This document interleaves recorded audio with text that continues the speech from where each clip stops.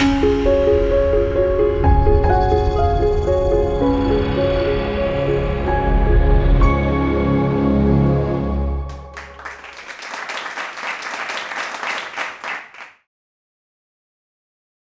with this very important topic, I would like to understand and would like to, ask you to start your presentation.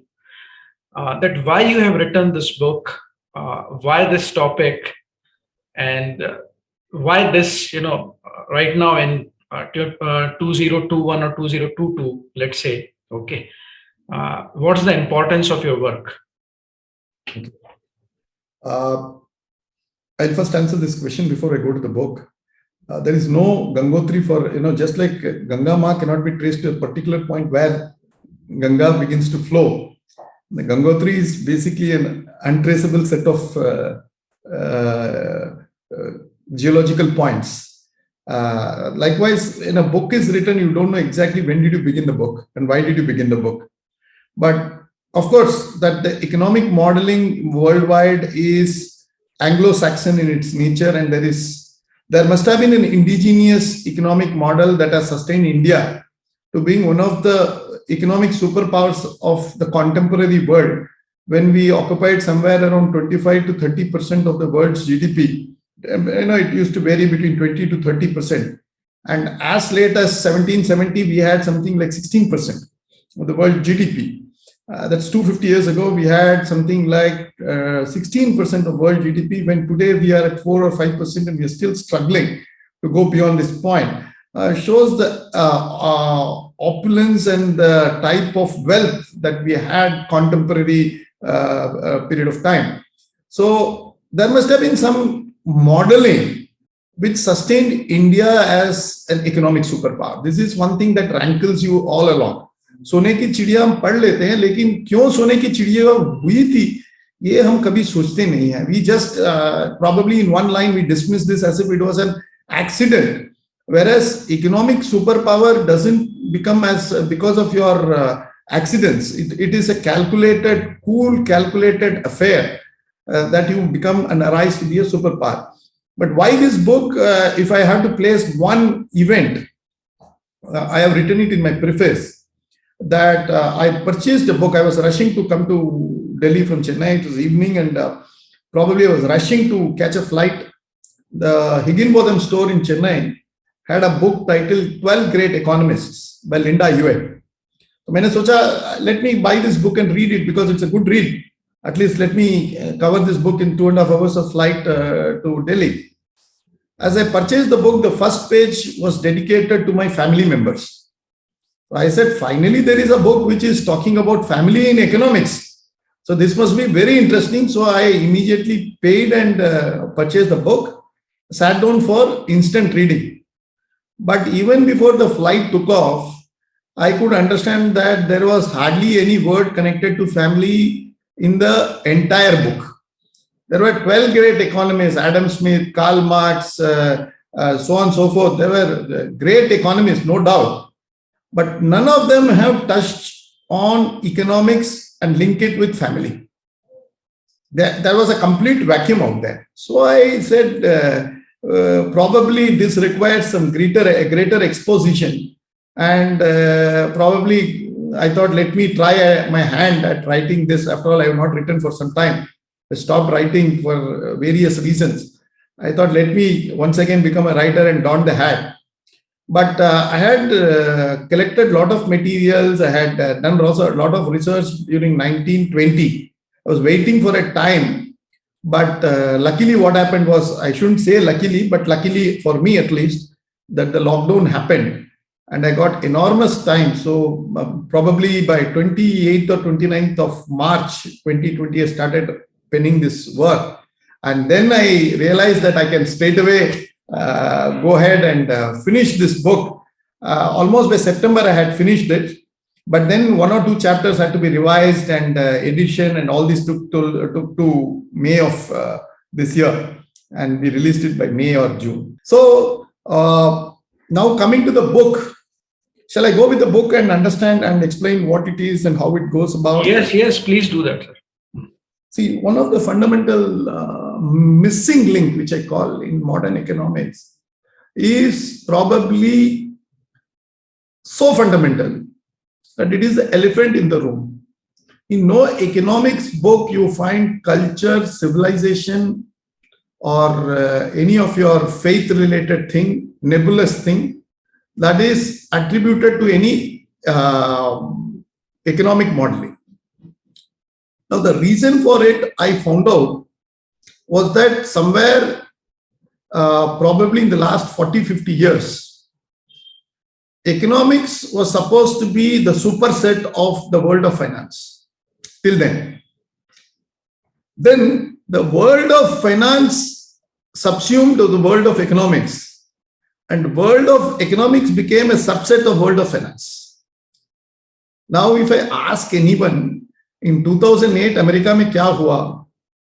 They will say that American economic crisis, some will say some will say financial crisis. Almost they have become interchangeable. But world of finance is always a subset of world of economics. And unfortunately, after subsuming world of economics, whatever ills of world of finance ails the world of economics. I'll give you a classical example. In 1960s, 70s, if you take any paper of any popular economic journal, you will find two things. People will critique it, people will peer review it, people will make comments about it, people will say contrarian things about it. Today, you cannot do that in virtually any academia, more so in the world of economics, because you are subjected to peer pressure. If you question anything, you are simply laughed at and people will scorn at you that aapko itna bhi samajh mein nahi aata hai. And so people keep quiet, and it is like the emperor without clothes. Economics is roaming without any clothes, and people are saying, look at the beautiful dress he is wearing. Now, coming to this issue, by last 40-50 years, the world of finance has been reduced to mathematical modeling. In fact, there is my good friend, Professor Kanaka Sabapati, in Coimbatore always tells this. It's a very interesting anecdote, that in 1997 or 98, Professor Scholes and his other friend Black and Scholes model, they found out in derivative functioning, and they were awarded Nobel in the year 98 or something like that. They gave up teaching, and they said, let us take to Black-Scholes modeling as some sort of trading of shares, and they entered the stock market. Their firm's name was, if I remember right, it was Long-Term Capital Management. Yes. And within 10 months, unko pani pina pada. Okay, they lost. They went back to teaching, and even today, in all universities of India and probably across the world, Black-Scholes model is being taught. What could not be successfully be practiced by the own people who devised this modeling is supposed to be read by students world over and followed it world over. So there is a huge nexus between finance, academia, media, policymakers, politicians, regulators. This is an unholy nexus. And in 2000, I have written one chapter in my book titled, it is not economic reforms. Economics is in need of reforms. That हम जब भी बात करते हैं economic reforms की, we think there are so many things to be done, and these are all the correct things to be done, and we are doing certain things foolishly. But ideally, economics is in need of reforms. ये subject क्या है? इसमें पहले culture and civilization का तो आप कहीं जिक्र भी नहीं करते हैं. The second important thing is that you are putting on a huge theory of incestuous relationship between the major players. I'll come to one example lastly, but I'm putting this point fundamentally. Then there is a wonderful Oscar Award to a documentary in 2011 titled Inside Job. It was about the 2008 economic crisis. Now, Inside Job mein, they find out very tellingly from 1991, when Clinton came to power in US, चाहे Clinton हो, चाहे Bush हो, Obama हो, Trump हो, treasury secretary तो Goldman सैक्स की होती है. Goldman Sachs is the most constant thing in the world of finance and managing world of American finance. They are not changing. Trump will come, he will have to take somebody from Goldman Sachs. Obama will come, he will take somebody from Goldman Sachs. Bush will come, he will take somebody from Goldman Sachs. Clinton will come, he is taking. So for the last 30 years, America is ruled by Goldman Sachs, not by Republicans, not by Democrats. And these are chilling facts that doesn't come into our knowledge. And when it comes, it आपको finance world पे आपको जो orderly business जो होती है, उस पे इतना शक हो जाता है कि हम कहाँ आकर बैठ गए. Then the last one is, since world of finance has got mathematical modeling, the world of economics has mimicked the world of finance, and there is too much of mathematical modeling. And since culture cannot be reduced to mathematical modeling, a plus b whole square, you cannot put culture as a plus b whole square. What you do is, you say, okay, we will not take culture and civilization into any calculation. This is our biggest problem that we are facing. And I write, quoting one paper, that US has undergone conversions toward free market ideology, and during the 1992 president election, Bill Clinton ran a new democratic government for more limited government, and by that time Wall Street had penetrated the Democrats, coinciding with our liberalization movement here, and Democrats became so much in favor of liberalization that Republicans who were supposed to be pro-market found it astounding that Democrats हमसे भी आगे चले गए. Okay, it is like Communist Party of India accepting free market principles. Of course, it's only an analogy that should not be examined further. But this is what happened. And you will be again surprised that till date of 2008 crisis, only one gentleman has been jailed for 30 months. इतना बड़ा हादसा हुआ है, इतना बड़ा सब बोल रहे थे कि 2008 की एक क्राइसिस हुई है, but only one person has gone to jail. Just like in our great 2G matter, not even one person has gone to jail. But 1,76,000 crores का एक नुकसान हुआ है, but it is like suddenly वो अपने आप उठ के चला गया. So it is like this. So nobody has been jailed except that one gentleman. Now coming to my other issue, as far as India is concerned, I want to refer to one report in the year 1989. I know I'm going almost a generation back, but I'm doing it on purpose. And this was by an organization called South Commission. Youngsters here may not even have heard about it.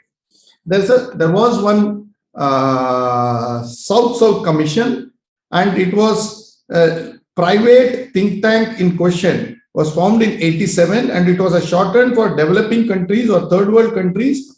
It was made up of individuals from various developing countries acting in their personal capacity.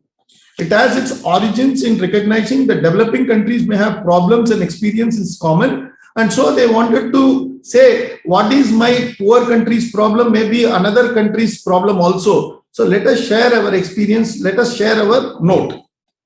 Now, there was a 1990 report. The year is very important, 1990. The report of South Commission notes a prominent feature of the last 2 decades has been the increasing globalization of the world economy, particularly of production and finance. The role of transnational companies has grown. Takeovers and mergers of companies across national boundaries have multiplied, helped by the explosive growth of international private flow.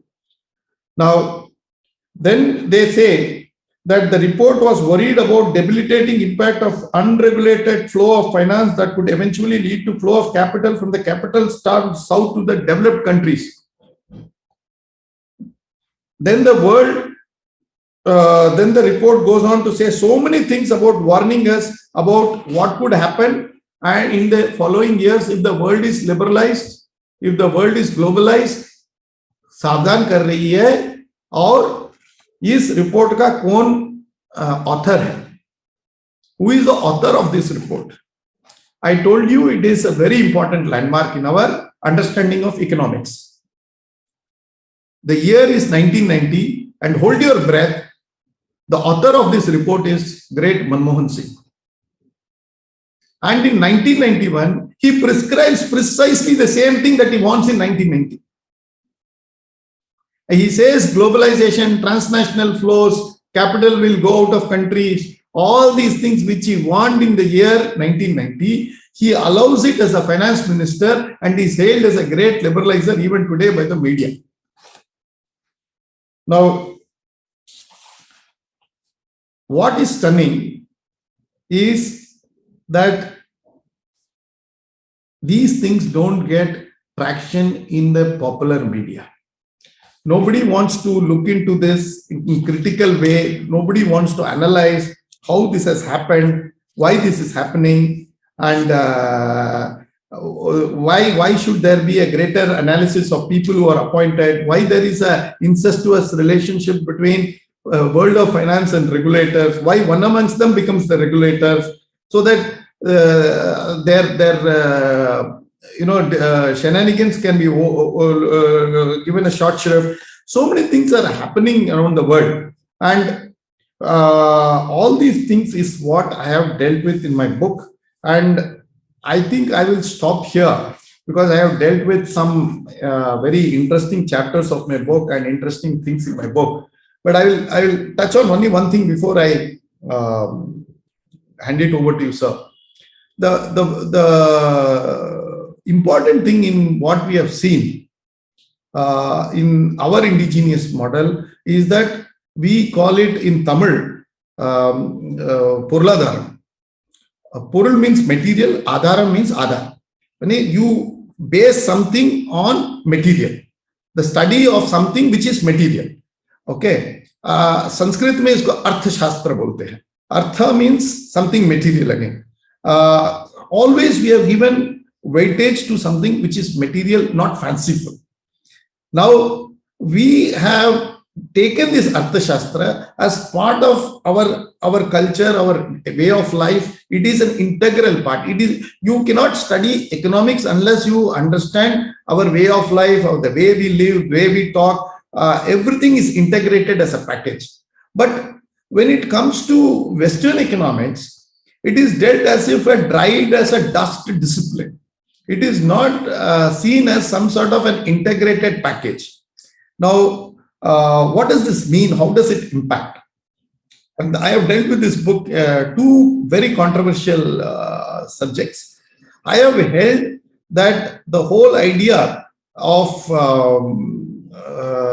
modern economics is that the state will play a very important role, or the market will play an important role. There is no third alternative. And when you say the state will play an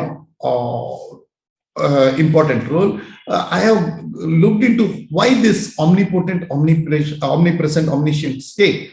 And in my view, and in my considered submission would be that the 17th century thinkers like Thomas Hobbes and others who had written the great book called Leviathan, they had talked about an omnipotent, omnipresent state because it was anarchy over there. And to quell the anarchy in European continent, they said somebody has to give away to an omnipotent state, which will have the power, which will have the ability to quell anarchy. But once the state took over, it gradually meant that it started encroaching on your functioning. and slowly you lost your privacy, and to that extent that even you lost your fundamental rights. That is how fundamental rights were brought by the Americans in the 18th century and us in the 20th century. That fundamental rights were brought in the constitution to counterbalance the omnipotent, omnipresent state.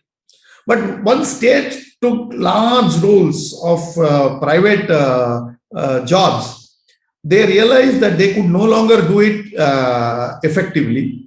So the state started privatization of state responsibilities, what it was nationalized 20, 30 years ago.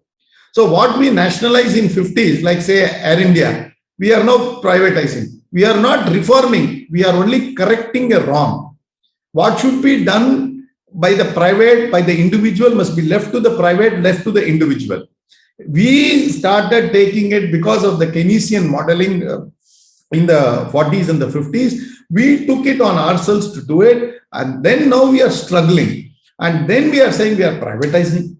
And when we are privatizing, we are handing over the responsibilities of the state to the private enterprises, mostly corporate enterprises. But corporate enterprises find it very difficult to handle this. And so they say, we want to spread risks across geographies, across time spans, and across various generations. So we say we have to globalize. And when we globalize, we find that the corporates are not able to adapt to the local culture, local habits, and there is great dissentment in the sense between 95 and 2005. The word globalization must be used by mostly all politicians. But between 2005 to 2015, I don't find anyone using it, or the usage comes down dramatically. And 2005 के बाद except Indian academia में globalization की चर्चा होती है, कोई और उसको छूता भी नहीं है. It has become a dirty word, but yet there is so much of some sort of value given to globalization that we believe that we can dominate the world through globalization. But instead, if you have to dominate the world through globalization, globalization must result in increasing Asianization, and Asianization must result in increasing Indianization.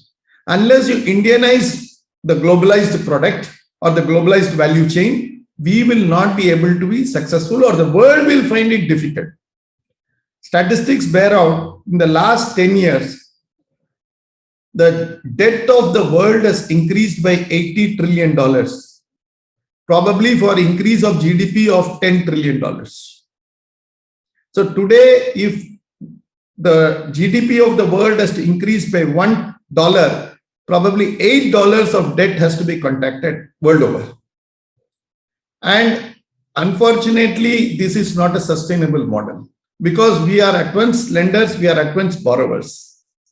So let me close down by saying that it is a very torturous task to rewrite the world of economics, but it has to be done.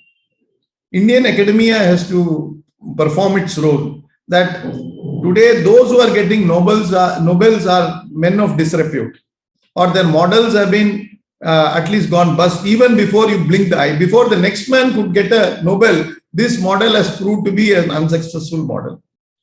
People who have been practiced Keynesian modeling have jettisoned it and gone to Hayek's model. And from Hayek, they again come back to Keynesian model. In fact, the world seems to have only two products, ambassador or fiat. जैसे हमारे 70s में चलता था, you can either buy ambassador or fiat, either you are Keynesian or Hayekian. You can't be a third model. So world is deeply in search of it. It is time for us that people like you, scholars who are assembled here, they must probably stand up and start arrogating themselves. First, I'm using the word advisedly, and I'm very confident that we can write models for the world. And that will be a model that will be more in tune to Indic civilizations and in our traditional practices. And that what will make us a sustainable model. In fact, what made India a sustainable civilization for the last 5,000, 8,000 years of recorded history is that we are basically a civilization because we have adhered to a single thing, that is family values. Family is the root of our dharma. Raj dharma is the height of our dharma. But family values is the root of our dharma. And root of our dharma is being made functional by several of our historical characters, of which Lord Rama must be the most inspiring one. And that is how economics is based on. And when you write economics for the disciplined, it will be contradistinct from an economics modeling which is written for the undisciplined. Today's model is all for the undisciplined. We will have to shift to the disciplined. And this is what is our role and task ahead. With this, I will stop. And should you have any questions, I will be glad to answer it. The first thing, I would like to understand, because this is quite perplexing to know this debt cycle, that you have economy of, let's say, $100, okay, but you have debt of $200. How does that function? And is there any cycle of, we can predict that it will collapse? Because an individual capacity, I know that if I borrow more than what I can, repay, then sooner or later, I'll go bankrupt. But we have been hearing this about, capitalist economy for last 50, 60 years, but they are not going bankrupt as such. So who's sustaining that? Okay. And how does this model function? Okay. Now, let me take the example which I have given in my book about China and India. China and US. It is very surprising that if I ask any student of economics, which is a poorer country and which is a richer country, they will instantly say America is a richer country and China is a poorer country. Now, obviously, the rich has to lend and the poor has to borrow. America doesn't have foreign exchange reserves. Probably $30-40 billion only it carries. China carries roughly somewhere around $3 trillion of foreign exchange. We have got 600 billion. Japan has got 1.2. Korea is close to 1 trillion. Singapore is 600 billion. Hong Kong is 600 billion. So you see, all these countries will be called poorer countries as compared to America. So if these countries are having reserves, who are they lending to? They are lending to America, which has close to $7 trillion of external debt and $22 trillion of total debt. So the world's most indebted country is America. Now, how does this happen? China produces goods, gives to America. America gives dollars to China. China usko spend nahi kar pata hai. Because it's a savings economy, it saves 50% of its GDP as savings or close to that. It gives back dollars to America. America gives it pro notes. So China is happy with the pro notes. America has borrowed the dollar. America has borrowed the goods. So Chinese daily, whether they believe in the God or not, they have to believe that God should protect America, because America falls, $3 trillion of money that has been lent to America falls. Ours is also the same case. Japan, Korea, Philippines, Indonesia, सबकी savings America लेकर गया है. Now, why do we lend to America? Because American dollar is the only currency which is not backed by anything tangible other than the army. It was backed by gold till 15th August 1971. Then they created petrodollars. As we all know, I don't want to go into it. Enough material there. Time is short. I will just say it was backed by petrodollars. Then Saddam Hussein thought that I should interfere. I will not give oil in dollars. I will give oil for Iraqi dinar. They went to him, attacked him and said, you are carrying weapons of mass destruction. What is the weapons of mass destruction? It is Iraqi dinar backed by oil. So they hanged him. Now, everybody knows that American dollar is backed by the American army. It is the world's superpower, and the day it collapses, the army strength collapses or somebody is able to challenge that hegemony of America, American dollar will collapse. It is not economical, it is military. So you are putting the money back in the safest point. And Americans are jolly well living it. So America and China are like two drunkards. They are putting arms in arm and they are gyrating. But एक गिर जाएगा तो दूसरा भी गिरेगा. So we are to consciously look at this particular thing very carefully and develop our strategies. So, but aren't we getting someone might ask that, America is innovating, a creative nation, the most innovations that we see in technology or maybe in products. Okay. That is the main reason why economy of America is flourishing, because the way you have explained it looks that, everything is driven by military rather than their own inherent innovational strategy. Now, which country would be having the highest number of patents? The answer would be America. But if you look at it, Japan, Korea, with a far lesser population, and Chinese don't believe in patenting. We don't believe in patenting. Copyright is right to copy for us. Okay. So, world over, there is so much of innovation. It's not that only innovations happen in America. But America की एक खासियत है, खूबियत है, उसने institutionalise कर दिया. जैसे कि एक पेपर भी होता है, जैसे कि मैंने ऐसा एक बुक लिखा है. शायद you are the first university to call me, this book is in the market for 6 months. But Americans would have bombarded me with at least 25-35 university में बुलाते, इस पर डिस्कशन होती, इसकी चर्चा होता, बोलते कि खराब बुक है, अच्छा बुक है, कुछ तो इसका एक बहस होता. लेकिन in India, academia don't want to read. Academia wants to believe that what we have read 30 years ago is the end of our reading, so we don't have to update ourselves. So the point is, America has a very institutionalized and a robust functioning of these things. But it doesn't mean that only innovations happen in America or the only things are happening. There are a lot of things that are happening worldwide. Some of it is even happening in India, which stuns you. But only thing, there is a lack of an ecosystem, there is lack of a support mechanism that will take it to the markets, the way it is done in America. That is why dollar flows there. That is why dollar flows there. But why it stays there is because of the American strength in the army. When do you think this cycle will collapse? Like this, as you explained, America, China, because we see, you also wrote about in 2007 about recession and all that. We could figure out, few wise people could figure out when, our socialist economy will collapse. Do we have any prediction, if they are so indebted, how long they can sustain themselves? Any time period that you have in mind? ज्योतिष से पूछना पड़ेगा. But I can tell you this is an unsustainable model. My job is to only put down a diagnostic study that the world, which is talking about 300%, 250% of the GDP as a sustainable debt, what they have done is they have artificially reduced the interest rates. Supposing there are 10 borrowers and 100 lenders, the 10 borrowers have to form a cartel and reduce the interest rate. This is what has happened in the world.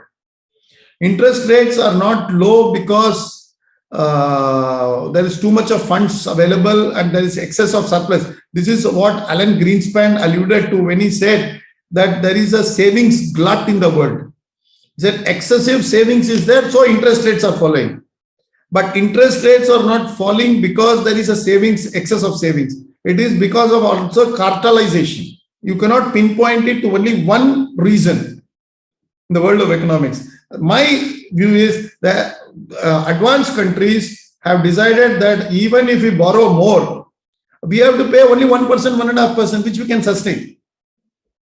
Until that time, they will somehow or the other borrowing until America wants money. People are ready to lend money, even today. But there is a new animal on the block called the cryptocurrencies. Now, uska maa hai na baap hai, swayambhu hai. Okay. And वो कहाँ से आया, कहाँ जाएगा, किसी को कुछ पता नहीं है. And now, some 10 years back, for $1 you can get one crypto.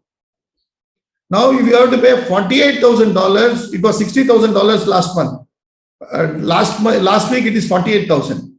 So let us take 50,000 as a ballpark figure. $50,000 to get one crypto.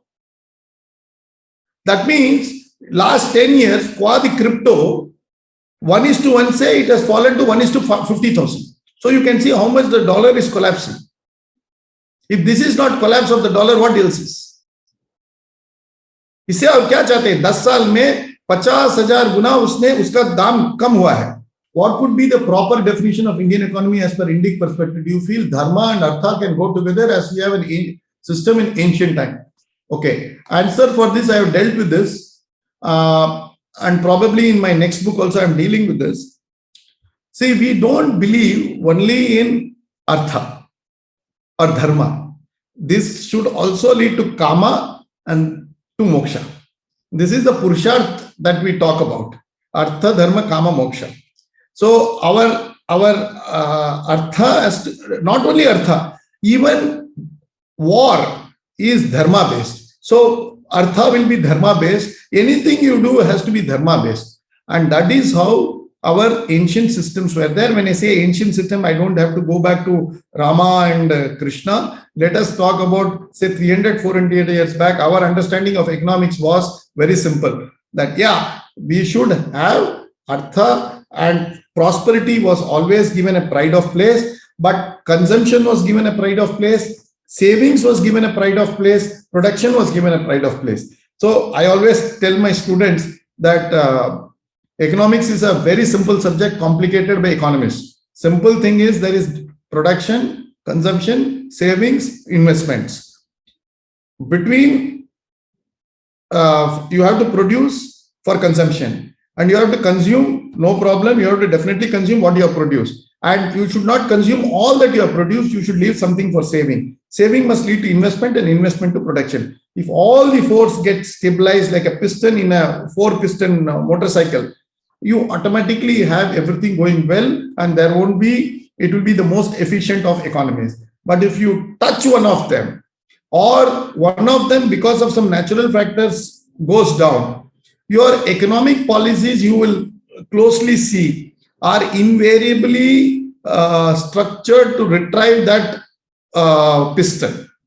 So monetary policy, fiscal policy, trade policy, currency policy, this policy, that policy, all this is to somehow or the other rebalance these 4 pistons. But if these 4 pistons automatically balance, then where is the need for your economic policy? So what will make that sustain? It is not only dharma, it is not only kama, not only artha.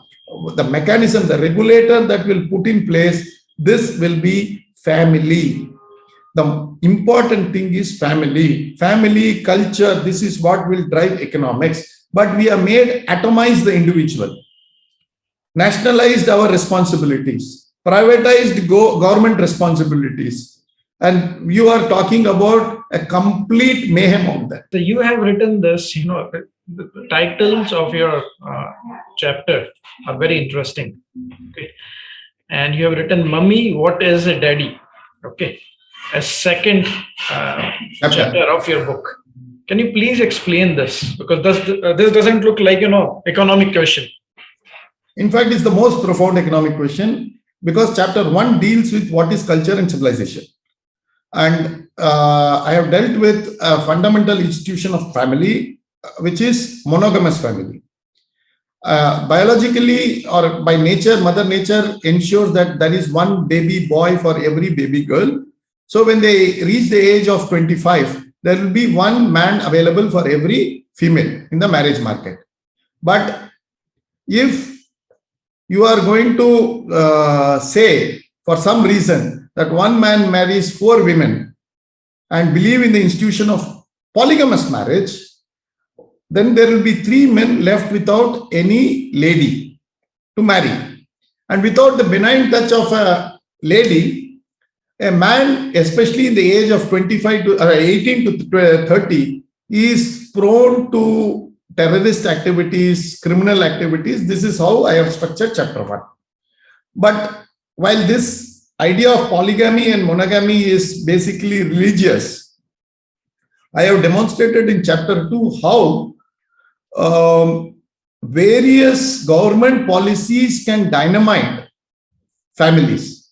And since 60s, when the black American को बचाने के लिए एक programme बनाई थी सरकार ने, US की सरकार ने, they came with a report called Moynihan's report under President Johnson, if I remember right. And they said there is too much of black men who are leaving the black women. At that time, it was around 20%. And black children are without black fathers. So they said, we will support black women. And black women को support करते करते आज 80%, they have spent over $22 trillion. But today, 80% of the black children do not know who is their daddy. That is why the question is, mummy, what is a daddy? Okay, so American सरकार ने black को तबाही कर दिया, black families को एकदम नष्ट कर दिया through government programs, through a well thought out government program that I will help. And in fact, in 2008, I wrote an article in Rediff. It was about a school in Massachusetts where 10th standard students were going to the primary health center for pregnancy tests. More than usual numbers. हफ्ते में 4 आते थे, इस बार 40 आ गए. So director got worried. He told the principal. Principal then found out through investigation that 10th standard student have entered into what is called as a pregnancy pact. That कौन पहला pregnant होगा, ये शर्त पे अमेरिका की बच्चियां निकल पड़ी थी. ना उसके पिताजी उसको पूछ सकते हैं, ना उनके माताजी पूछ सकते हैं, क्योंकि if you touch anybody and say that why are you doing this, 9/11 press करके बोल देंगे कि पेरेंटियल टॉर्चर है और पेरेंट्स को अरेस्ट कर देगा police. So you have structured an entire society wherein individual rights matter, right and rights is what matters to you. And whereas I have contradistinct with our society, which is society duty based, आज भी 95%, 98% of our society will still be duty based, duty conscious. And contrast it what it will be with a right based society. And this is what has happened. So to answer your question, how government can destroy family, it is not only how bad religious practices can destroy families, how government can destroy family consciously or even unconscious. So that is why I have said, mummy, what is a daddy? Right. Very insightful. I think, when we begin talking about economics, it seems that first we have to take care of foundational cultural values. Okay. Without which there are many ways to disrupt economy. Yes. Right? Okay, we have one more question from Shikha. Let's take that. Temple-like institution can play an important role in revitalizing our village economy, as well as in the past. It's not about particular religion, but about the people, for the people.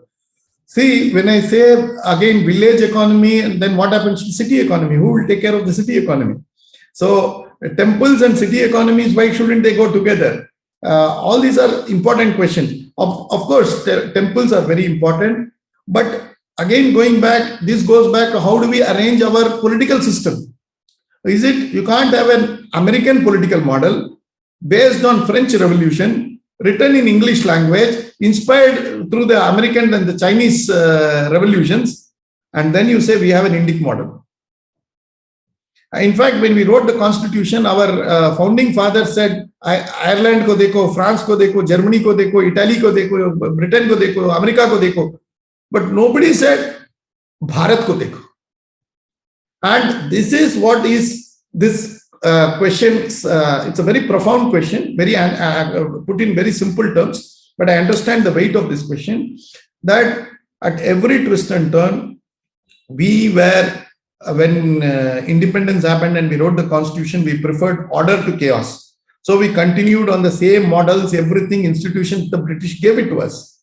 But today we have to go back and start looking at it. In fact, one of the chapters I have dealt with is that we should look at also rewriting the constitution to include fundamental duties in the fundamental rights chapter, which is chapter 3, and be made justiciable. That means today we have fundamental rights, 11 fundamental rights or 10 fundamental rights are there in 51A, Article 51A of the Constitution. It more or looks like a charter of a Lions Club or a Rotary Club. It has to be made more potent and brought up. So we have to import our civilizational values into our economic mainstream and to the Constitution. We can't be we are like, always we say we are a welfare state.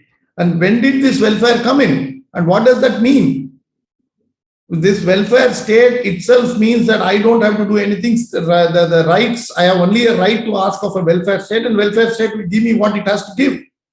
This is very atrocious in my view, that our states were never a welfare state. Our states were only concerned about the welfare of the people, which is distinct from being a welfare state. So we have to move from being a welfare state to be concentrating on welfare of the people. And that's where I think your questions will be answered. If we shift, it requires a tectonic shift. Right. Because it seems that, capitalist economy, if you just look from distance, it's all about individualism and focusing on, just strengthening individual and nothing else. Okay. Yes. But the other hand, you will find that welfare state is so big, and that is not talked about. In fact, the government has taken up all responsibilities of your medical, of your, upbringing, of, other things.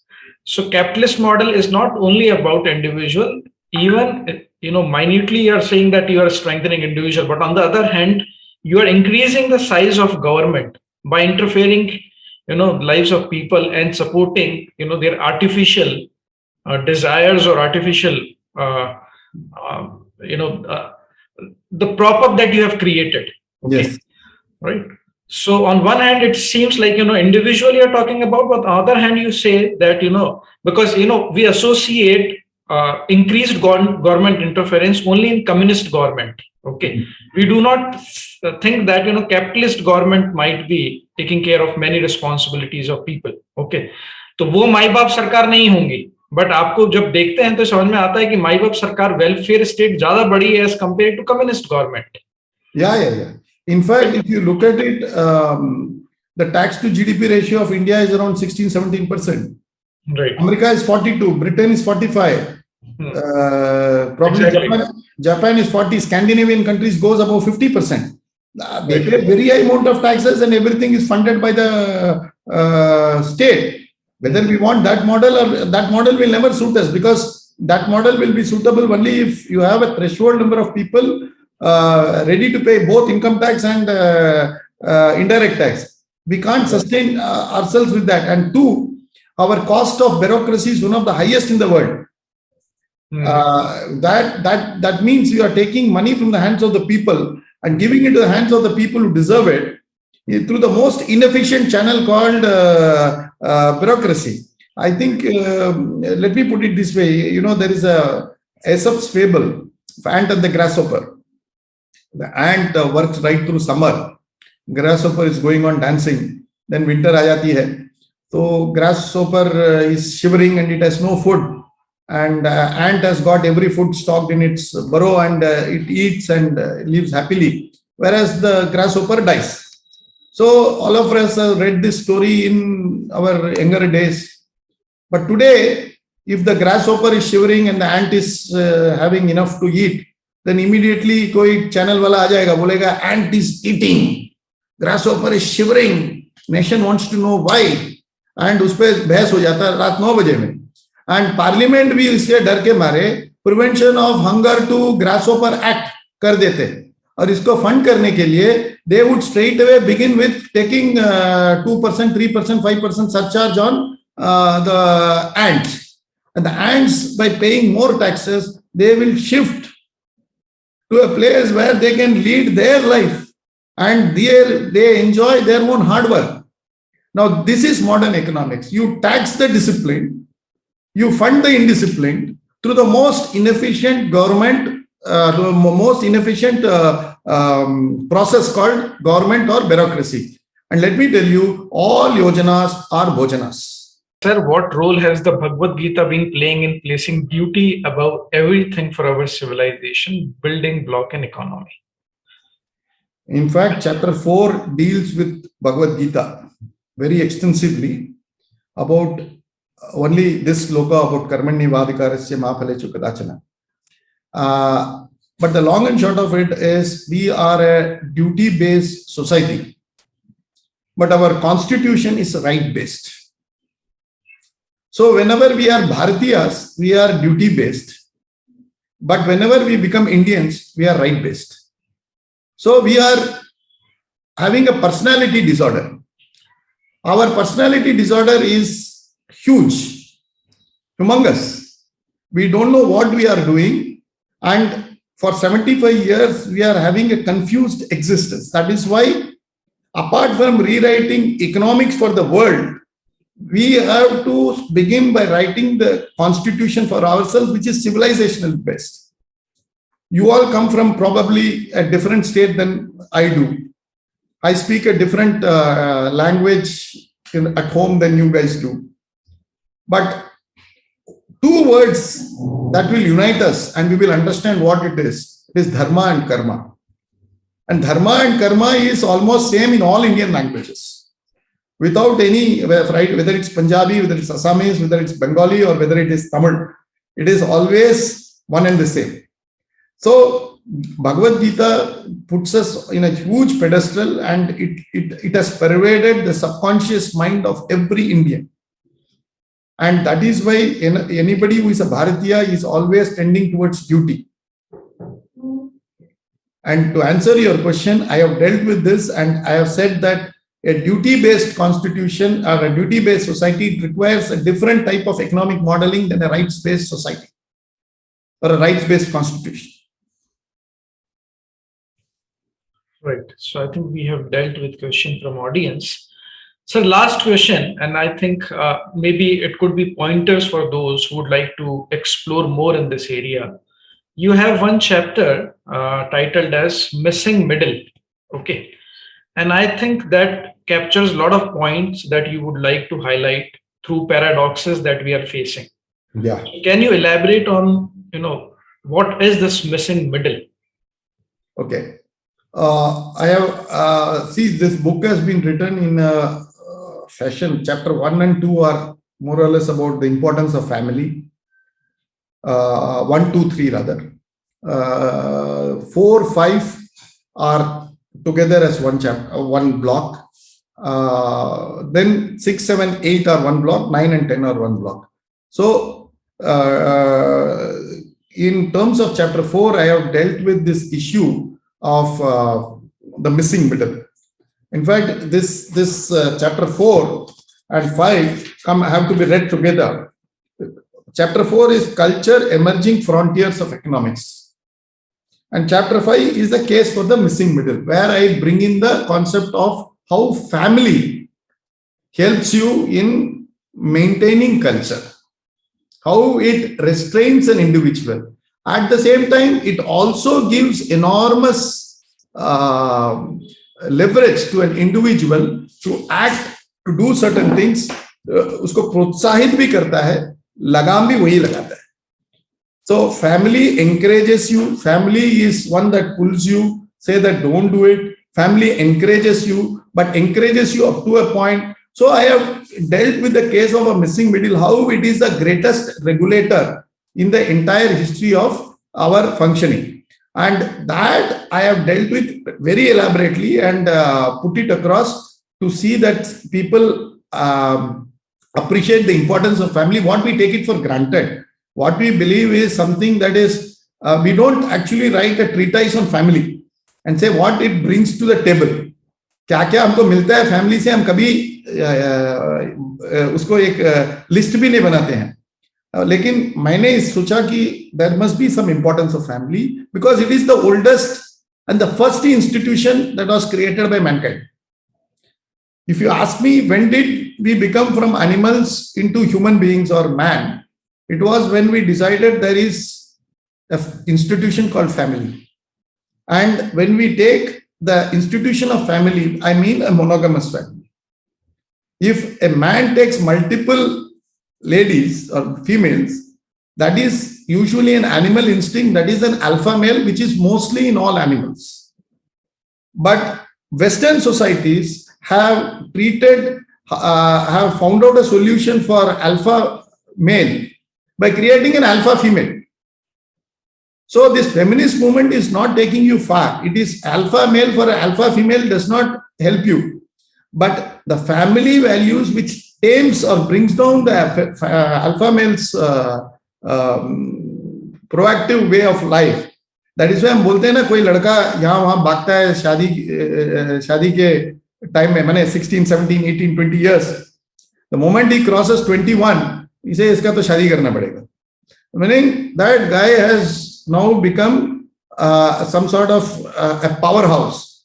And to tame him, the only way he can be tamed is you have to fix the responsibilities of the family. And the only way it can be done is to marry him off to a good lady. And that is how our elders have looked into it.